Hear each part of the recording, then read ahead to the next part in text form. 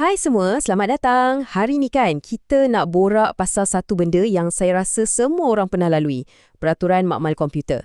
Tapi ni bukan setakat senarai boleh dengan tak boleh je tau. Kita nak bongkar kenapa peraturan ni wujud dan macam mana ia sebenarnya boleh jadikan kita pengguna yang lagi power. Okey, jom kita mula dengan persoalan ni. Kenapa makmal komputer ni perlukan peraturan yang spesifik sangat, tak macam bilik darjah biasa? Kalau tengok sekali imbas, nampak macam bilik biasa je, kan? Sebenarnya ada sebab yang sangat penting kat sebalik semua ni. Untuk faham kenapa, cuba bayangkan macam ni. Bayangkan makmal komputer ni macam sebuah perpustakaan. Tapi bukan perpustakaan biasa. Ni perpustakaan yang penuh dengan barang-barang kaca yang mahal gila, rapuh pula tu. Cuba fikir sekejap, macam mana agaknya korang akan berjalan, akan berkelakuan dalam tempat macam tu. Mesti lagi berhati-hati kan? Jalan pun sopan je. Macam tu lah sebenarnya. Makmal komputer ni bukan bilik biasa-biasa. Ia tu macam harta kita bersama tau. Penuh dengan teknologi yang sensitif, yang mahal. Sama macam barang kaca tadi tu, ia perlukan kita jaga betul-betul. Jadi, dari mana kita nak mula?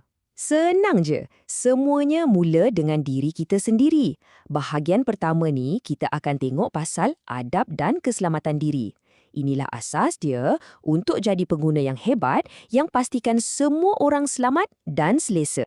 Okey, 3 benda asas ni nampak macam simple je kan? Tapi inilah tiang seri dia. Pertama, minta izin sebelum masuk. Ini penting untuk keselamatan. Lepas tu, bila dah kat dalam, jaga adab. Jangan lari-lari, jangan main-main sebab kita nak elak kemalangan. Dan yang terakhir, paling penting, hormat orang lain. Jangan buat bising macam kat perpustakaan tadi tu lah supaya semua orang boleh fokus buat kerja. Okey, dah settle pasal adab, sekarang kita beralih pula pada harta karun dalam makmal ni, iaitu peralatan dia. Ingat tak analogi kita tadi? Inilah dia barang-barang kaca yang mahal tu. Dan kita kena tahu cara nak jaga benda ni elok-elok. 3 peraturan ni memang wajib ikut untuk jaga perkakasan kita. 1, jangan bawa masuk makanan atau minuman. 2, hati-hati dengan elektrik. Dan 3, jangan pandai-pandai ubah swipe apa-apa. Setiap satu ni direka untuk elakkan kerosakan dan juga bahaya. Jom kita tengok 2 yang paling kritikal dengan lebih dekat sikit. Beza dia macam langit dengan bumi. Cuba bayangkan, air tumpah sikit je. Zap! Keyboard tu boleh rosak terus. Habuk biskut sikit-sikit. Lama-lama nanti panggil semut dengan lipas pula.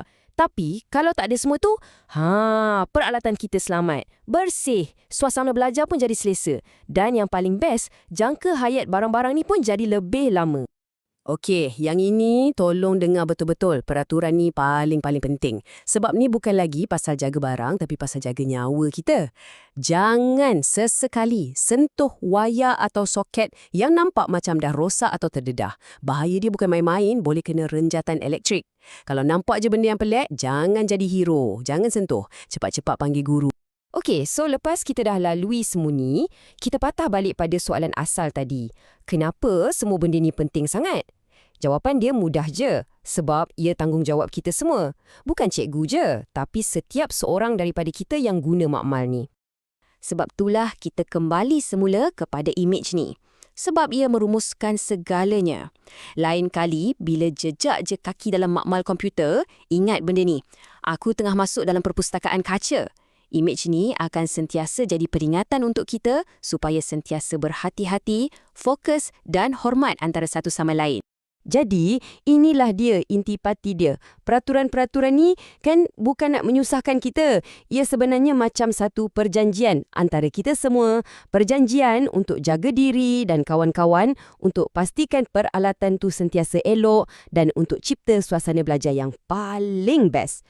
Kita jaga harta ni bukan untuk kita je hari ni, tapi untuk adik-adik kita, untuk generasi akan datang pula. Jadi, sebagai penutup, saya nak tinggalkan anda semua dengan satu soalan. Lepas dah faham semua ni, apa agaknya satu benda kecil yang anda boleh buat untuk jadi seorang pengguna makmal yang hebat? Tak perlu benda besar-besar, fikirkan satu je. Sebab semua perubahan besar bermula dari satu langkah kecil.